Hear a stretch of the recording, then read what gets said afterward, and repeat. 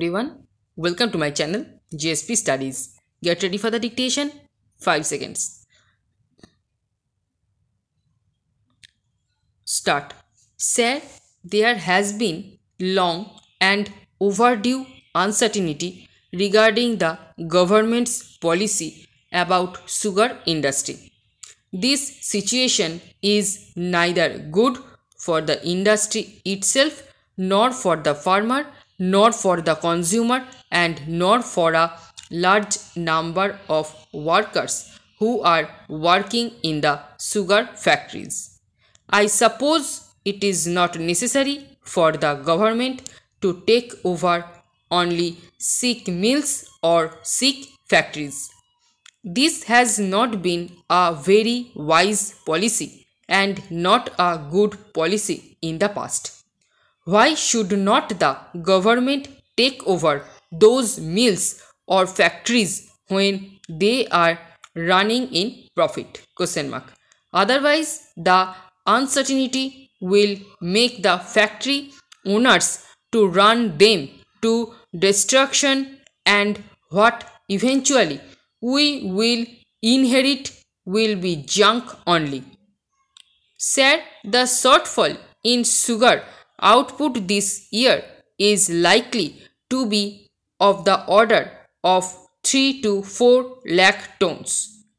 No doubt there may be certain other reason, but this is one of the reasons that there is uncertainty and the sugar barons are not taking interest in more production of sugar. Para. Sir, I would like to mention especially that UP is the main potato production area. Unfortunately, this has been neglected for a very long time, and only one district of UP, more than 5 lakh farmers are engaged in producing potatoes. They need about 100 wagons for loading potatoes in the session. Besides, there is an immediate need for setting up a potato starch factory in UP because there is a lot of demand by the textile industry for potato starch. A number of suggestions have been received by the ministry, but we are not told as to what is the decision of the ministry about it. Para. Sir, crop insurance has yet to be introduced even on an experimental basis. This is an essential requirement, and it is hoped that this will not remain a promised land for a long time. Similarly, forests in India occupy an area of about 750 lakh hectares and account for about 42% of the total geographical area. Para. Comparatively, this is rather low percentage. We should explore ways and means to increase our forests wealth because bighas could be used paper manufacturing and forests could be saved to a certain extent. Para. I find in Delhi that if there is shortage of electricity, there are complaints from the members of parliament of Assam and other states. If there is shortage of any other thing, there is a complaint, but when we ask for more water for drinking purposes, it is denied to us. I would like to mention that we have the Agra Canal in the Delhi Union Territory, but not even an inch of Delhi Territory is irrigated by this canal. We have hardly about 100 tubewells in Delhi. That means about half a tube well irrigates one Delhi village. Hundreds of areas of land in Delhi have been taken over by the DDA and other agencies from the farmers. Para. Sir, it is true that the Agriculture Ministry is being headed by an experienced minister and they are doing their level best to improve the agricultural sector.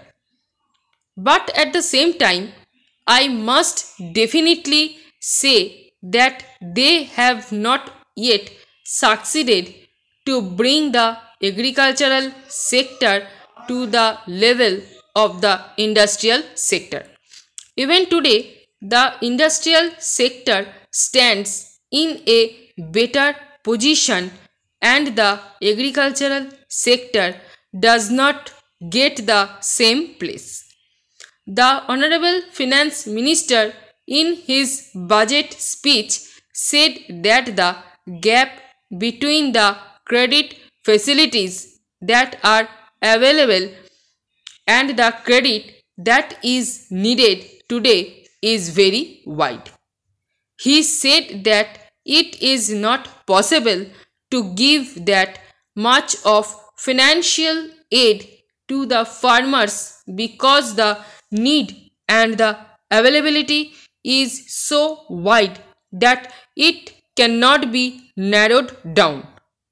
I would appeal to the government to find out resources and find out finance to help the farmers and see that credit facilities are provided to the needy farmers in the country. That is most important. There is no question of saying here and there that we have started rural banks. We have provided these facilities. The interest rate has been reduced in the nationalized banks. Para.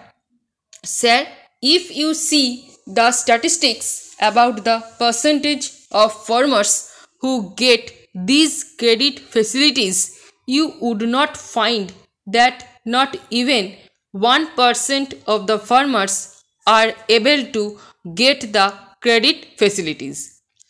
Even the 1% of the farmers who get these facilities belong to the higher level, those who are having 10 acres of land or planters like rubber planters, coffee planters.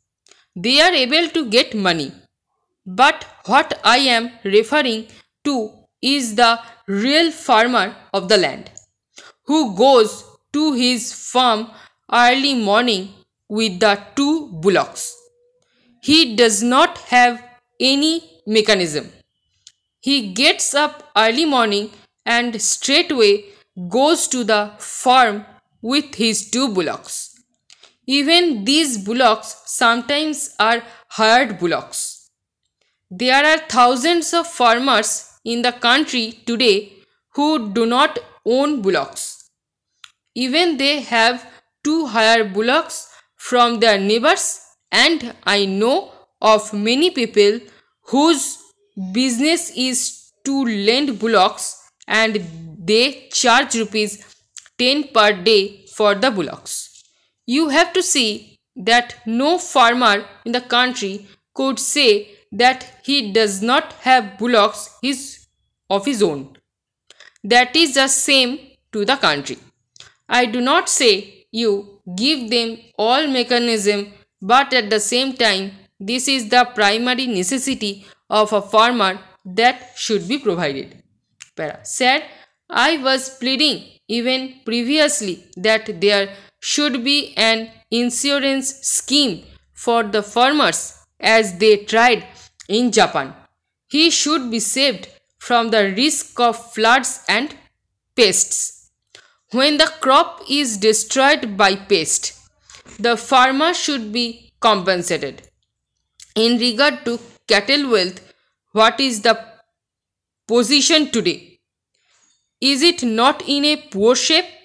What is the policy you have to improve the cattle wealth of India? Stop. এই প্যাসেজে stroke এবং PDF পেতে Telegram গ্রুপে join করুন এবং ভিডিওটি ভালো লেগে থাকলে লাইক শেয়ার এবং সাবস্ক্রাইব করে পাশে থাকা বেল আইকনটি প্রেস করে রাখুন সবার নোটিফিকেশান পেতে। Thanks for watching.